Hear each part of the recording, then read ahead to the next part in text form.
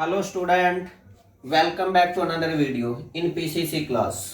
मैं सौरभ राठौर आज आपका स्वागत करता हूँ PCC क्लास में और आज आपके लिए लेके आया हूँ 12th क्लास की फिजिक्स। देखो बच्चों, जैसे आपने देखा होगा लास्ट वीडियो में जो लास्ट क्लास थे वो सेकेंड यूनिट जो हमने अभी अभी रिसेंटली सेकेंड यूनिट स्टार्ट किया था, उसमें लास्ट टॉपिक हमने किया था डिडक्शंस ऑफ ओम्स लॉ। आपने देखा था ना कि ओम्स लॉ क्या है, कैसे हमने ओम्स लॉ को डिड्यूस किया था।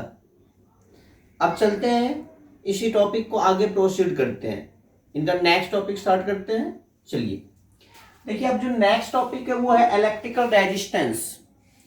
अब देखिए रेजिस्टेंस क्या होते हैं, रेजिस्टेंस हम किसे कहते हैं?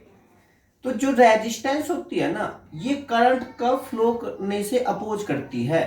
किसी भी कंडक्टिंग बॉडी में जब इलेक्ट्रिक करंट फ्लो करती है तो उनका अपोज करती है, उसी को हम इलेक्ट्रिकल रेजिस्टेंस कहते हैं। चलिए इनको एक एग्जांपल से आपको समझाते हैं। आपने 11th क्लास में देखा होगा एक टॉपिक आया हुआ था friction, Newton's third law of motions में फ्रिक्शंस। देखिए अब फ्रिक्शंस हम किसे कहते हैं? मान लीजिए ये सरफेस है और ये सरफेस क्या बिल्कुल स्मूथ है, और स्मूथ सरफेस पे यदि आप बॉल को रोल करवाते हैं तो ये इजीली रोल करेगी। बट यदि दूसरी सरफेस है जो कि रफ है, ये रफनेस है तो रफ सरफेस होने की वजह से अब जो बॉडी को रोल करवाएंगे तो ये इजीली रोल नहीं करेगी। इट मींस ये रफनेस सरफेस क्या करती है, बॉडी का मोशन का अपोज करती है। तो फ्रिक्शन क्या है? किसी भी सरफेस की एक प्रॉपर्टीज होती है जो बॉडी को मोशन का अपोज करती है। इट मींस जो रफ सरफेस होती है वो तो ज्यादा फ्रिक्शंस को शो करती है, और जो स्मूथ सरफेस होती है वो कम फ्रिक्शंस को शो करती है। इट मींस मान लीजिए जैसे ये फर्श है, ये स्मूथ है तो इसके ऊपर जो फ्रिक्शंस है वो मिनिमम है।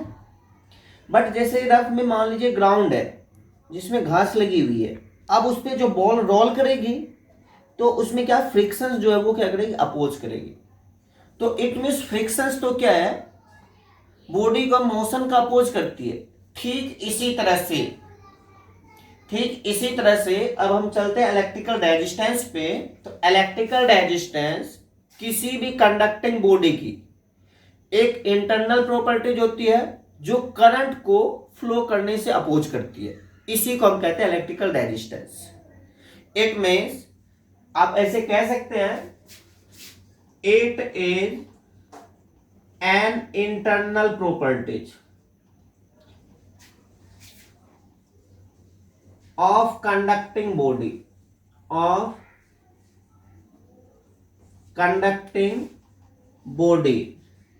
which oppose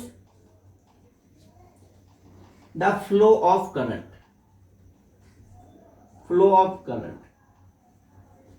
is called electrical resistance। इसी को हम कहते हैं इलेक्ट्रिकल रेजिस्टेंस। इलेक्ट्रिकल रेजिस्टेंस को हम कैपिटल आर से रिप्रेजेंट करते हैं, और जो इसकी रिप्रेजेंटेशंस होती है वो रेजिस्टेंस की बच्चों ये है। देखिए ये इस तरह से आप जो है जिगजैग बनाते हैं तो ये रेजिस्टेंस को रिप्रेजेंट करता है, रेजिस्टेंस आर, और इसमें करंट इजीली नहीं जा सकती है तो अपोज करती है। चलिए अकॉर्डिंग टू ओम्स लॉ से रेजिस्टेंस की definition, according to Ohm's law क्या, V डायरेक्टली प्रोपोर्शनल I का, तो V equal to R I, where R equal to electrical resistance. It means R equal to V upon में I, और ये R की definition फिर से हो जाएगी। तो R की दूसरी डेफिनेशन आप ऐसे भी कह सकते हैं, the total ratio of potential difference through the conducting wire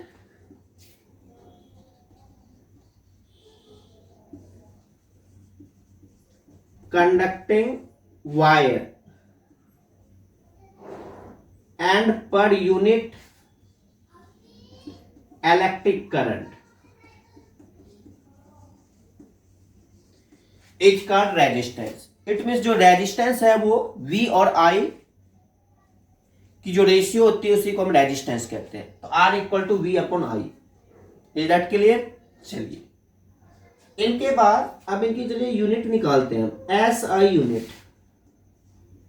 SI unit में देखिए जो पोटेंशियल है V, इसकी यूनिट क्या होती है? वोल्ट। और जो करंट है इसकी यूनिट होती है एम्पियर। इट मीन्स वोल्ट पर एम्पियर या वोल्ट एम्पियर इनवर्स।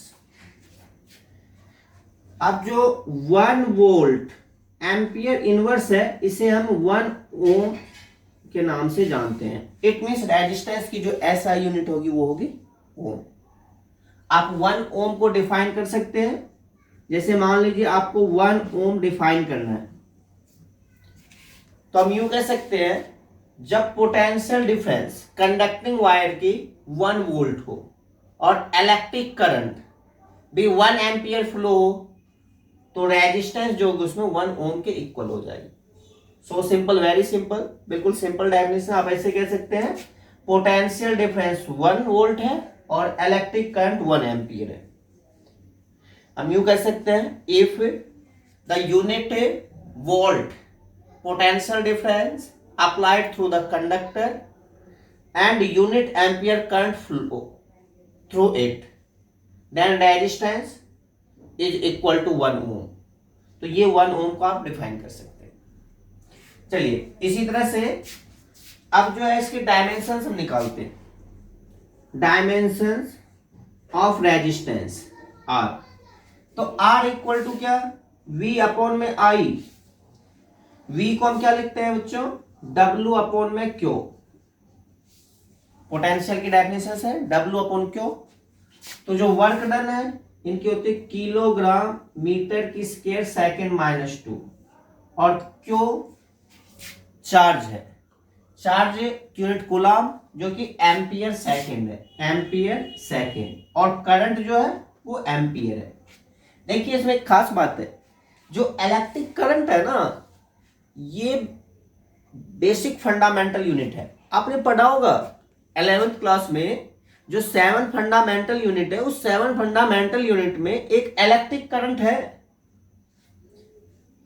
जिनकी यूनिट एम्पियर है। तो इसे तो एज इट इज रखना है। बट जो चार्ज है ये डिराइव्ड यूनिट था इसलिए इसे चेंज करना पड़ा।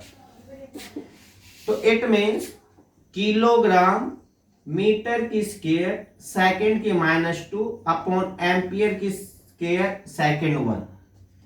तो ऊपर ले चलते हैं kilogram metre square second -2 ampere -2 second -1।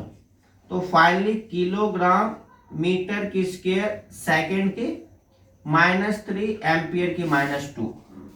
तो डायमेंशन ml की स्क्वायर t की -3 a की -2, ये है डायमेंशंस। तो इस तरह से इलेक्ट्रिकल रेजिस्टेंस के डेफिनेशंस आप निकाल सकते हो। तो बच्चों जो इलेक्ट्रिकल रेजिस्टेंस है इसमें आपको डायरेक्ट कहना है कि जो करंट का फ्लो करने से अपोज करते हैं उसे रेजिस्टेंस कहते हैं। और पोटेंशियल और करंट की जो रेशियो होती है वो भी रेजिस्टेंस के इक्वल होती है। Cause of resistance. अब देखो बच्चों जो रेजिस्टेंस कैसे इंड्यूस्ड होती है, किसी भी कंडक्टिंग बॉडी में रेजिस्टेंस कैसे इंड्यूस्ड होती है। तो अब इनके लिए हम देखते हैं कोज ऑफ रेजिस्टेंस। चलिए इनको हम ऐसे समझते हैं, मान लीजिए कोई मेटल्स है, सपोज कीजिए ये एल्यूमिनियम मेटल्स है और ये मेटल्स की जो एटॉमिक नंबर है वो क्या है 13 है। अब इनकी कॉन्फ़िगरेशंस आप लिख सकते हैं 283। Is that clear? अब देखिए जो ये आउटर मोस्ट ऑर्बिट में इलेक्ट्रॉन होता है इसे हम कहते हैं वैलेंस इलेक्ट्रॉन। इट मींस ये वैलेंस इलेक्ट्रॉन। अब जो कोई भी मेटालिक एलिमेंट इलेक्ट्रिसिटी को कंडक्ट क्यों करती है, वो इसलिए करती है ना क्योंकि उसमें फ्री इलेक्ट्रॉन्स होते हैं। तो जो एल्यूमिनियम में ये 3 है ये वैलेंस इलेक्ट्रॉन जो फ्री है, फ्री इलेक्ट्रॉन्स है और ये इजीली मूव करती है और इलेक्ट्रिसिटी को कंडक्ट करती है। बट इस इलेक्ट्रॉन को मूव करने से जो अपोज करे तभी रेजिस्टेंस प्रोड्यूस होगी। तो देखिए वैलेंस इलेक्ट्रॉन को छोड़कर ये जो इलेक्ट्रॉन बच गया ना, इस इलेक्ट्रॉन को हम कहते हैं कर्नल इलेक्ट्रॉन। अब ये कर्नल इलेक्ट्रॉन जब वाइब्रेट होती है, और ये वाइब्रेट तब होती है जब टेम्परेचर इंक्रीज होती है। तो यदि टेम्परेचर जो इंक्रीज होती है तो कर्नल वाइब्रेट करती है, और जब कर्नल वाइब्रेट करेगी तो इस कंडीशन में वैलेंस इलेक्ट्रॉन इजीली पास नहीं कर पाएगी। इट मींस ये जो वैलेंस इलेक्ट्रॉन है, इसकी मूवमेंट में जो अपोज कर रही है वो है कर्नल, और फिर रेजिस्टेंस इंड्यूस्ड होती है।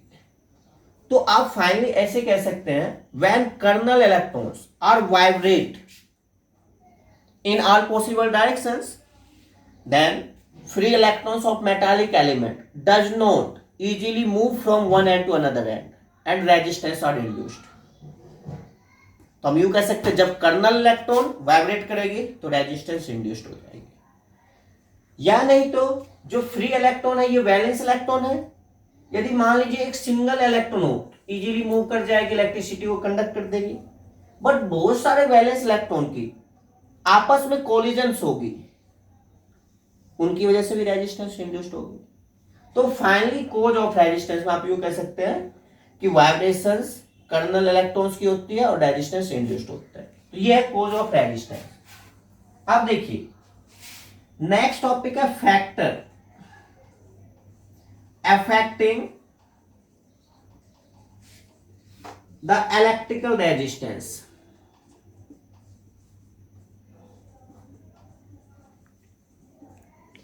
अब देखिए इलेक्ट्रिकल रेजिस्टेंस को कौन कौन सा फैक्टर इफेक्ट करती है, किसकी वजह से इलेक्ट्रिकल रेजिस्टेंस कम हो जाएगी, किसकी वजह से ज्यादा हो जाएगी।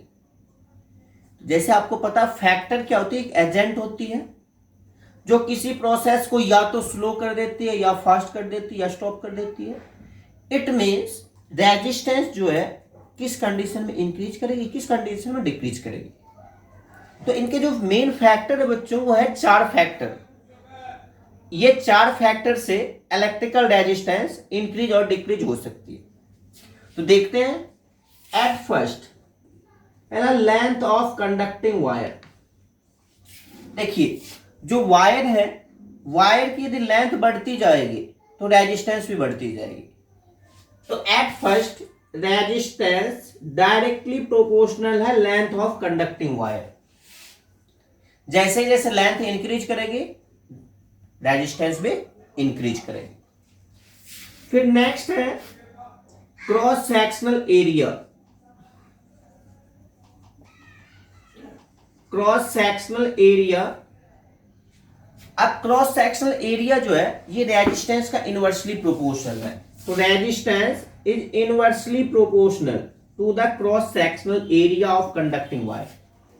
इनको आप ऐसे समझिए, जैसे देखिए ये जो वायर होती है 11,000 वोल्ट सप्लाई वाली, अब इस वायर की देखिए थिकनेस जो है ज्यादा होती है। तो थिकनेस ज्यादा होगी तो रेजिस्टेंस कम होगी, और जब रेजिस्टेंस कम होगी तो इलेक्ट्रिकल करंट इजीली फ्लो करेगी। और जो ये पतली वायर है, पतली वायर की थिकनेस कम है तो रेजिस्टेंस ज्यादा है तो इलेक्ट्रिक करंट स्लोली फ्लो करेगी। तो इट मीन्स जैसे जैसे वायर की थिकनेस बढ़ती जाएगी रेजिस्टेंस कम होती चली जाएगी। तो resistance inversely proportional to cross sectional area of conducting wire. ये चलिए अब इन दोनों इक्वेशन से आप ऐसे लिख सकते हैं, from equations first and second से रेजिस्टेंस डायरेक्टली प्रोपोर्शनल लेंथ का and inversely proportional to cross sectional area. तो अब देखिए जैसे हम प्रोपोर्शनल का साइन हटाते हैं तो क्या करते हैं, वहां पे कांस्टेंट यूज करते हैं, है ना। तो कांस्टेंट यूज करना है, कांस्टेंट यदि आपको पता है तो ठीक है, अदरवाइज नहीं तो आप ये यूज कर सकते हैं। तो देखिए इसमें जो है कांस्टेंट जो यूज होगी वो रो के फॉर्म में। It means R equal to rho L upon में A। ये जो है बच्चों P है, P को थोड़ा सा यदि आप घुमाते हैं तो ये बन जाता है रो। आप इसे क्या पढ़िएगा, रीड एज रो।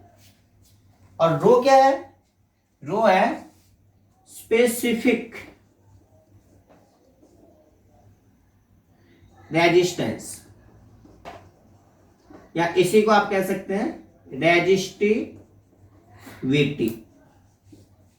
ठीक है, तो R equal to rho L by E, ये हो गए। अभी हम स्टडी करेंगे रेजिस्टिविटी की भी, तो पहले चलिए फैक्टर की स्टडी हम कर लेते हैं। अब देखिए, अब नेक्स्ट है इसमें फैक्टर में nature of material. Nature of material में देखिए, जो भी मटेरियल है इनकी कितनी नेचर होती है, कंडक्शन के अकॉर्डिंग दो ही बात हो सकती है, या तो इलेक्ट्रिसिटी कंडक्ट होगी या नहीं होगी। ऑब्वियसली यदि कंडक्ट होगी तो कंडक्टर है, और नहीं होगी तो इंसुलेटर होगा। तो ऑब्वियसली जो कंडक्टर है इसकी रेजिस्टेंस जो होगी वो कम होगी, और जो इंसुलेटर है इसकी रेजिस्टेंस ज्यादा होगी। तो आप कह सकते हैं नेचर ऑफ मटेरियल में जो कंडक्टर है, कंडक्टर की लेस रेजिस्टेंस होगी, और जो इंसुलेटर है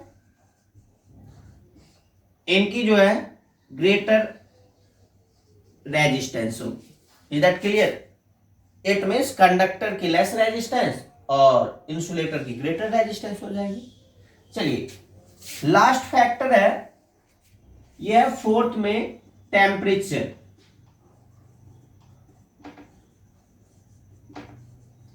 अब देखिए, टेम्परेचर के लिए आपको बताया गया था अभी कि रेजिस्टेंस जो है ना डायरेक्टली प्रोपोर्शनल होगा टेम्परेचर का। रेजिस्टेंस डायरेक्टली प्रोपोर्शनल है टेम्परेचर का। कैसे बताया था कि जब टेम्परेचर इंक्रीज करती है, टेम्परेचर इंक्रीज करती है तो कर्नल इलेक्ट्रॉन, जो कर्नल इलेक्ट्रॉन है ये वाइब्रेट करती है, और जब ये वाइब्रेट करेगी तो रेजिस्टेंस इंड्यूस्ड हो जाएगा। तो temperature increase, resistance is also increase, तो ये हो जाएगा। तो कर्नल की वाइब्रेशंस की वजह से रेजिस्टेंस इंड्यूस्ड होती है। तो बच्चों ये चार फैक्टर है जो मेन फैक्टर है, ये चारों फैक्टर को आपको देखना है, length, cross section area, nature of material और फाइनली टेम्परेचर। इनकी वजह से या तो रेजिस्टेंस ज्यादा हो सकती है या कम हो सकती है। जैसे देखिए, लेंथ बढ़ती जाएगी वायर की तो रेजिस्टेंस भी बढ़ती चली जाएगी, थिकनेस बढ़ती जाएगी, रेजिस्टेंस घटती चली जाएगी। नेचर ऑफ मटेरियल में अब देखिए, जितने भी मेटालिक एलिमेंट्स हैं, अब कोई मेटालिक एलिमेंट्स तो गुड कंडक्टिंग है और कोई पुअर कंडक्टिंग है। मैं बात कर रहा हूं silver. Silver is the best conductor of electricity, तो सिल्वर की जो रेजिस्टेंस है, जो रेजिस्टिविटी है वो कम होगी। अब iron poor conductor with respect to silver, तो इनसे ज्यादा इसकी रेजिस्टेंस हो जाएगी। तो फाइनली कंडक्टर और इंसुलेटर के अकॉर्डिंग कंडक्टर की रेजिस्टेंस कम और इंसुलेटर की ज्यादा हो जाएगी। और टेम्परेचर में टेम्परेचर इंक्रीज करवाने की वजह से कर्नल वाइब्रेट करता है, और जब कर्नल वाइब्रेट करता है तो इसमें इलेक्ट्रॉन को मूव करने में डिस्टरबेंस होगी, जिसकी वजह से रेजिस्टेंस इंड्यूस्ड हो जाएगा। तो temperature increase, vibrations of kernel increase, vibrations of kernel increase, resistance induced, जो कि कॉज ऑफ रेजिस्टेंस में बताया गया। तो ये है बच्चों फैक्टर। अब बच्चों है resistivity, it mean specific resistance. अभी अभी आपने देखा था ना, जब इलेक्ट्रिकल रेजिस्टेंस के हम फैक्टर की स्टडी कर रहे थे तो फैक्टर में रेजिस्टिविटी टर्म्स आया था। अब चलिए उसी को देखते हैं, अब रेजिस्टिविटी की स्टडी करते हैं। देखिए, रेजिस्टिविटी में इसे हम क्या करते हैं, रो से रिप्रेजेंट करते हैं। तो रो इक्वल टू क्या, rho equal to R A upon में एल। अभी आपने देखा था ना, R equal to rho L by A, इसी को अब देखिए इधर ये डिवाइड में था, इधर मल्टीप्लाई में था डिवाइड में। तो rho equal to R A upon में एल। तो रेजिस्टिविटी जो है ये हर एक कंडक्टर की और हर एक इंसुलेटर की फिक्स होती है। यही रेजिस्टिविटी की वैल्यू पे डिपेंड करता है कि ये पुअर कंडक्टर है या गुड कंडक्टर है। तो रेजिस्टिविटी जो कंडक्टिंग मटेरियल की प्रॉपर्टीज है जो रेजिस्टेंस प्रोवाइड करवाती है। तो रेजिस्टिविटी को आप कैसे डिफाइन कीजिएगा, मान लीजिए यदि क्या हो जाए, length of conducting wire unit centimetre हो जाए और area is also unit centimetre square हो जाए, तो सो रो इक्वल टू आर इंटू 1/1, तो रो इक्वल टू आर। तो ये रेजिस्टिविटी इक्वल टू रेजिस्टेंस हो जाएगा। आप यूं कह सकते हैं, if the unit centimetre length of conducting wire whose cross sectional area is also unit centimeter square, then the resistivity is equal to resistance. It means यदि इन दोनों को 1 1 करते हैं तो this equal to this, तो यह रेजिस्टिविटी। अब देखिए जैसे रेजिस्टिविटी की यूनिट यदि आप निकालते हैं तो unit of resistivity R L by A. देखिए आर के लिए आप क्या लिखते हैं, V बाय आई, और एरिया अपॉन में लेंथ। V को आप क्या लिख सकते हैं, W अपॉन में Q, I L, और ये A। W के लिए किलोग्राम मीटर की स्क्वायर सेकंड की -2, एरिया मीटर की square, charge ampere second, current ampere, length metre. अब देखिए मीटर से स्क्वायर कैंसल आउट, और ये है सेकंड की 1, तो किलोग्राम मीटर की क्यूब सेकंड की -3 एम्पियर की -2। इट मीन्स एम एल की 3 टी की -3 ए की -2। डायमेंशन ये हो जाएगा। यदि आप ऐसे ही लिखना चाहते हैं सिंपली, तो रेजिस्टेंस की देखिए क्या, ओम, एरिया के मीटर की स्क्वायर, लेंथ की मीटर, मीटर से स्क्वायर कैंसल आउट, तो ओम मीटर, ये हो जाएगी रेजिस्टिविटी। तो इस तरह से रेजिस्टिविटी हो चुकी। तो रेजिस्टिविटी को इस तरह से आप डिफाइन कर सकते हैं। अब देखिए रेजिस्टिविटी के लिए कौन कौन सा फैक्टर है, फैक्टर अफेक्टिंग द रेजिस्टिविटी। अब रेजिस्टिविटी को कौन कौन सा फैक्टर इफेक्ट करते हैं, तो अब देखिए आपने देखा होगा R equal to V upon I. V upon I होते हैं, और इनका जो फॉर्मूला होता है ये होता है ML अपॉन में ANE की स्क्वायर टो। ये है M मास है, L लेंथ है, A area, N number of electrons, E charge, और टो एवरेज रिलैक्सेशन टाइम। आपने देखा था डिडक्शंस ऑफ ओम्स लॉ में। तो इट मींस आप इनको ऐसे लिखिए, M अपॉन में NE की स्क्वायर टो इनटू में L बाय A, ये R है। तो अब इनकी जगह क्या आ जाएगी, रो। तो R equal to rho L by A, rho M upon में NE स्क्वायर टो। अब देखिए जो मास है और ये चार्ज है, ये तो बिल्कुल फिक्स है, कांस्टेंट है। तब इसी पे बेस्ड है, तो ये दो फैक्टर हो जाएगी। पहली बात है देखिए रो इक्वल टू क्या हो गया, रो इक्वल टू M अपॉन में NE की स्क्वायर टो। तो फर्स्ट फैक्टर है रो इनवर्सली प्रोपोर्शनल है नंबर ऑफ इलेक्ट्रॉन्स का। इट मीन्स यदि नंबर ऑफ इलेक्ट्रॉन्स जो है वो ज्यादा होगी तो रेजिस्टिविटी कम हो जाएगी। तो बच्चों इससे ये नेचर ऑफ मटेरियल को रिप्रेजेंट करते हैं कि कौन सा मटेरियल जो है कंडक्टर है, कौन सा इंसुलेटर है। तो फाइनली आप कह सकते हैं resistivity is inversely proportional to the number of electrons in per unit volume, density of electrons भी कह सकते हैं। चलिए, और सेकंड में है resistivity inversely proportional to average relaxation time. Average relaxation time ज्यादा होगी, रेजिस्टिविटी कम हो जाएगी। तो बच्चों ये रेजिस्टिविटी की दो फैक्टर है, ये हमने ये फॉर्मूले से निकाल रखा है, m upon n square tau. m और e जो है मास और जो चार्ज, ये कांस्टेंट क्वांटिटी है। तो बस अब दो फैक्टर रह जाएगा, एक नंबर ऑफ इलेक्ट्रॉन्स, एक एवरेज रिलैक्सेशन टाइम। तो ये है रेजिस्टिविटी का फैक्टर। अब है करंट डेंसिटी। देखो बच्चों, करंट डेंसिटी को हम जैसे रिप्रेजेंट करते हैं, जैसे मान लो ये एक कंडक्टिंग वायर है ए बी और इसकी लेंथ है एल, और इनकी एरिया मान लेते हैं ए, ओ दोनों ए हो गया, चलो इनको पी क्यों मान लेते हैं, पी क्यों बस। तब जो इलेक्ट्रिक करंट इस वायर में फ्लो होगी, कंडक्टर है तो इलेक्ट्रिक करंट फ्लो होगी, electric current per unit area में कितनी फ्लो हो रही है, इसी को हम कहते हैं current density. The net flow of electric current through the conducting wire in per unit area is called current density. It means per unit area में, इसे हम जे से रिप्रेजेंट करते हैं, तो J equal to I upon में ए, ये है करंट डेंसिटी। अब देखिए रिलेशंस आपने देखा होगा, I equal to A N E V D, याद है?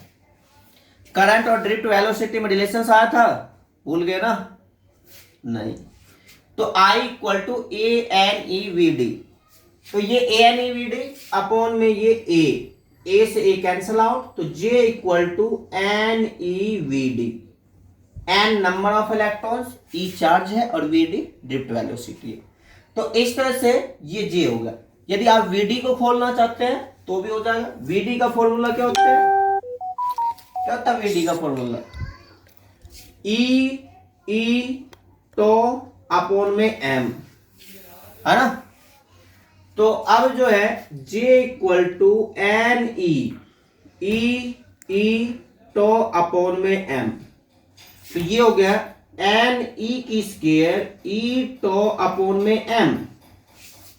या आप ऐसे भी लिख सकते हैं, E इक्वल टू होता है V अपॉन में L, तो I J equal to N e की स्क्वायर तो अपॉन में M, और V की जगह आप लिख सकते हैं V बाय L। तो यह है करंट डेंसिटी। तो बच्चों जो करंट डेंसिटी होती है एक वेक्टर क्वांटिटी होती है। करंट डेंसिटी जो है ये क्या है, एक वेक्टर क्वांटिटी है, वेक्टर क्वांटिटी। डेफिनेट मैग्नीट्यूड है और डायरेक्शंस भी होगी। आप इनको ऐसे लिख सकते हैं, I equal to j dot d s. D s क्या है, एरिया है, और ये इंटीग्रेशन लेके लूप का, तो इट मींस डॉट प्रोडक्ट को ओबे करता है। करंट एक स्केलर क्वांटिटी हो गया। अब देखिए जे वेक्टर है खुद में, और ये एरिया वेक्टर, ये भी वेक्टर है, तो I equal to j dot d s लिख सकते हैं। तो जो करंट डेंसिटी है ये क्या है, वेक्टर क्वांटिटी है। इनकी यूनिट निकालते हैं, तो यूनिट में क्या, यूनिट में आप लिख सकते हैं जो करंट है इनकी यूनिट होती है एम्पियर, और एरिया की होती है मीटर की स्क्वायर, तो एम्पियर मीटर इनवर्स की स्क्वायर। तो ये है करंट डेंसिटी की यूनिट। अब देखिए इनके बाद नेक्स्ट टॉपिक है, इसी में नेक्स्ट टॉपिक आप देख सकते हैं। अब देखो नेक्स्ट टॉपिक है कंडक्टेंस। देखो जो अभी अभी आया था रेजिस्टेंस, रेजिस्टेंस में आपने क्या देखा, जो करंट का फ्लो करने सपोज करें उसे रेजिस्टेंस कहते हैं। कोई सपोर्ट भी तो करता होगा। देखिए हमारी डेली लाइफ में ही कोई तो आपका सपोर्टर होगा, इट मीन्स फ्रेंड, कोई इनेमीज भी होगा, कोई आपका दुश्मन भी हो सकता है। तो दोस्त की कोशिश हमेशा होती है कि आपको आगे भेजने की, लेकिन जो आपके अगेंस्ट में है, जो आपके दुश्मन है, वो क्या करेंगे, लेग पुलिंग, हमेशा आपको पीछे खींचेंगे। तो मतलब क्या है बच्चों, कहने का मेरा मतलब है कि हमेशा और हमेशा देखिए दो टाइप के लोग आपके साथ होंगे। यदि आप क्लास में पढ़ रहे हैं तो उसमें देखिए, अपने आसपास रहते हैं उसमें देखिए। एक तो होगा सपोर्टर, एक होगा अपोजिट में अपोजर। तो जो अपोज कर रहा है वो तो है रेजिस्टेंस, और जो सपोर्ट करेगा वो हो जाएगा कंडक्टेंस। वेरी सिंपल है। तो आप यू भी तो कह सकते हैं the reciprocal of resistance. Reciprocal की मीनिंग होती है रिवर्स, इज कॉल्ड कंडक्टेंस। तो कंडक्टेंस को हम जी से रिप्रेजेंट करते हैं बच्चों। कई एक बार इसे हम सी से भी कर देते हैं। केमिस्ट्री में इलेक्ट्रोकेमिस्ट्री चैप्टर उसमें सी से रिप्रेजेंट कर देते हैं। डजेंट मैटर, ये कोई मैटर नहीं है, आप किसी से रिप्रेजेंट कर सकते हैं। तो आप ऐसे लिख सकते हैं the reciprocal of resistance is called conductance. It means G equal to 1 upon में R। ये हो गया। जो प्रॉपर्टीज रेजिस्टेंस की सबको रिवर्स कर देना है, वही कंडक्टेंस हो जाएगी। अब इनके यूनिट लिखिए। देखिए यूनिट में 1 अपॉन में रेजिस्टेंस की होती है ओम, या ऐसे लिख सकते हैं ओम इनवर्स। ओम का साइन ये है। तो देखो बच्चों, जब रेजिस्टेंस का उल्टा कंडक्टेंस होता है और रेजिस्टेंस की यूनिट ओम होती है, तो ओम ने कहा था कि कंडक्टेंस की यूनिट के लिए आप ओम को भी उल्टा कीजिए। ओम वर्ड को, ओम को नहीं, ओम वर्ड को उल्टा कीजिए, रिवर्स कीजिए। देखिए जैसे ये ओम है ना, ओम इनवर्स है, तो इनको ऐसे लिखिए MHO, महो। तो कंडक्टेंस की यूनिट हो जाएगी महो। है ना इंटरेस्टिंग कि रेजिस्टेंस का उल्टा कंडक्टेंस और ओम का उल्टा महो। या नहीं तो इसका दूसरा नाम आप लिख सकते हैं साइमंस। साइमंस एस से रिप्रेजेंट करेंगे। तो ये है कंडक्टेंस। कंडक्टेंस के लिए इतना ही काफी है। चलिए अब इसी में चलते हैं, हम बात कर रहे हैं कंडक्टिविटी। अब देखिए रेजिस्टेंस का उल्टा कंडक्टेंस, तो रेजिस्टिविटी का उल्टा क्या हो जाएगा कंडक्टिविटी। तो कंडक्टिविटी को हम सिग्मा से रिप्रेजेंट करते हैं, वैसे से हम कप्पा से भी रिप्रेजेंट करते हैं। आप किसी को यूज कर सकते हैं कप्पा या सिग्मा। इसमें जैसे जी था, इसको सी से भी कर सकते हैं।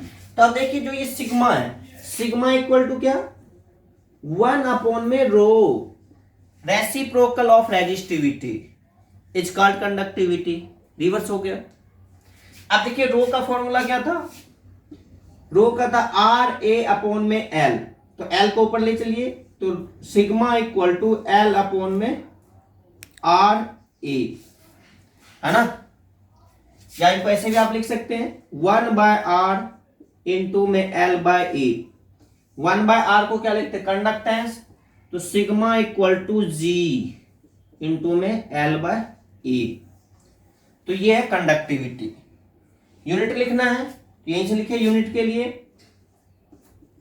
देखिए एल की यूनिट क्या होगी मीटर, रेजिस्टेंस की ओम, और एरिया की मीटर की स्क्वायर। स्क्वायर से मीटर कैंसल आउट, ये है ओम इनवर्स मीटर इनवर्स, या इसी को आप लिख सकते हैं महो मीटर इनवर्स या साइमन मीटर इनवर्स। ये इसकी यूनिट हो जाएगी।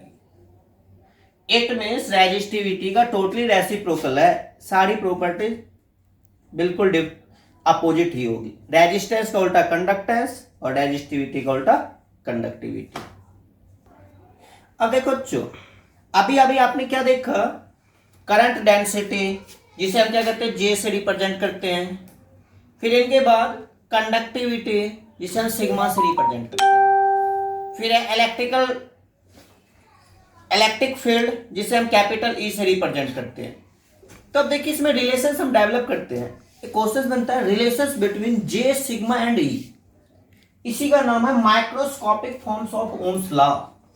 अभी अभी आपने क्या पढ़ा था ओम्स लॉ में V equal to I R, ये मैक्रोस्कोपिक के लिए। बट माइक्रोस्कोपिक पार्टिकल्स के लिए जो ओम्स लॉ होगा वो ये होगा J equal to sigma E. अब देखो जो सिग्मा और ई का जो प्रोडक्ट होगा वो करंट डेंसिटी के इक्वल होगा, तो इसका नाम क्या होगा, microscopic forms of Ohm's law. हम यूं कह सकते हैं the total product of electrical conductivity and electric field intensity is directly equal to current density, is also known as microscopic forms of Ohm's law. चलिए अब देखते हैं ये रिलेशन हम डेवलप करके। देखिए एट फर्स्ट हम क्या जानते हैं, we know that according to relation between I and V D, याद होगा इलेक्ट्रिक करंट और ड्रिफ्ट वेलोसिटी में रिलेशन क्या था, I equal to A N E V D, है ना। फिर वीडी का फॉर्मूला क्या था, VD equal to E tau upon में एम, है ना।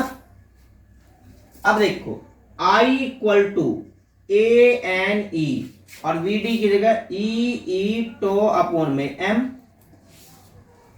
ऐसे ऐसे लिखो ए एन ई की स्क्वायर टो ई अपॉन में एम, ये हो गया आई। अब देखो ये ए मल्टीप्लाई में इधर ले आओ, डिवाइड हो जाएगा, आई अपॉन में A equal to N e की स्क्वायर टो ई अपॉन में एम, है ना। तो अब देखो जो एम अपॉन में N e square tau equal to क्या था, रो, पता होगा रो इक्वल टू क्या था, एम अपॉन में एन ई की स्क्वायर टो, तो n e square tau upon में एम, तो इनको हम क्या लिख सकते हैं बच्चों, 1 बाय रो, और आई अपॉन ए क्या होता है, करंट डेंसिटी, तो ये है करंट डेंसिटी जे, और इनकी जगह रखिए 1 बाय रो ई, है ना। और 1 बाय रो रेजिस्टिविटी का रेसिप्रोकल क्या, कंडक्टिविटी, तो कंडक्टिविटी सिग्मा, तो J equal to sigma E, as proved. तो ये हो गया प्रूफ, ये है relation between J sigma and E, microscopic forms of Ohm's law. Okay,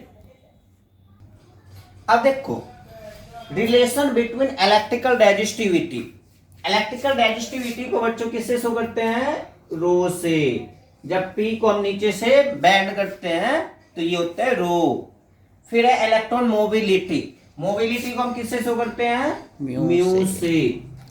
अब इन दोनों में रिलेशन डेवलप करना है, किसमें, electrical resistivity and electron mobility. चलिए चलते हैं, हम क्या जानते हैं, वी नो दैट,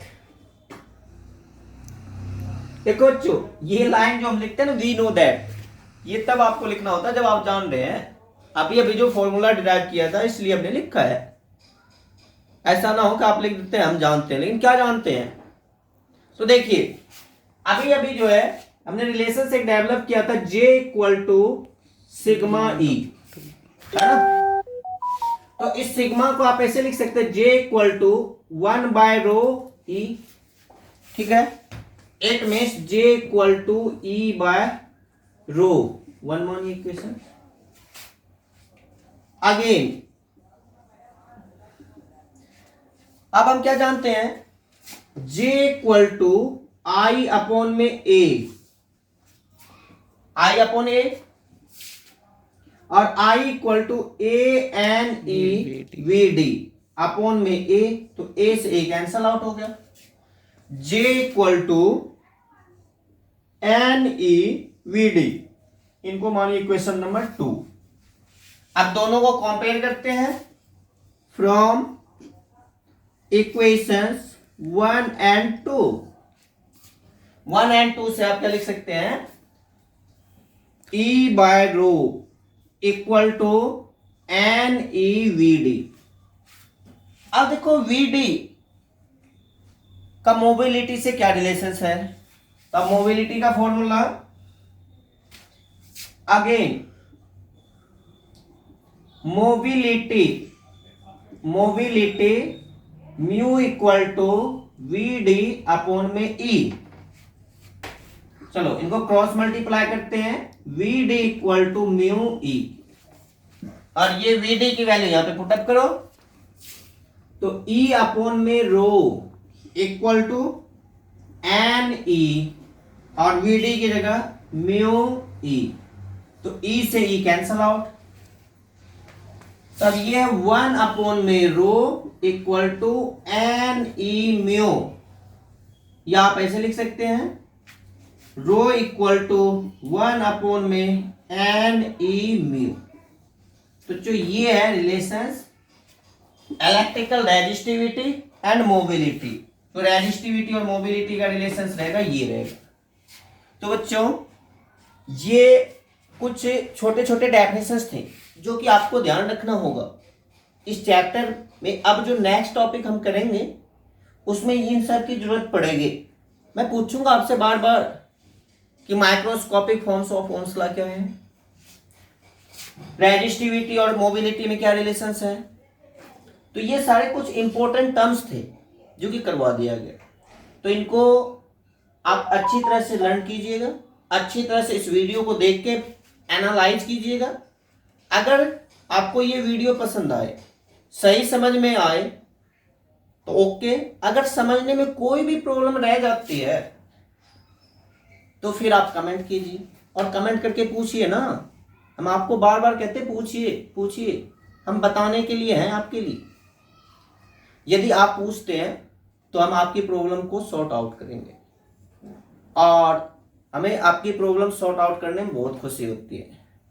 तो इट मीन्स बच्चों इस वीडियो को अच्छी तरह से देखो, एनालाइज करो, कोई प्रॉब्लम है पूछो, और यदि आप चैनल पे पहली बार आए हो तो चैनल को सब्सक्राइब करना ना भूलें, ताकि जो नई वीडियो आएगी उसकी नोटिफिकेशन आपके चैनल पे आएगी और फिर आप वीडियो देख सकते। तो आई होप आज की क्लास सभी बच्चों को सही सही समझ में आया होगा और पसंद भी आया होगा। ओके, मिलते हैं नेक्स्ट वीडियो में। Thank you very much.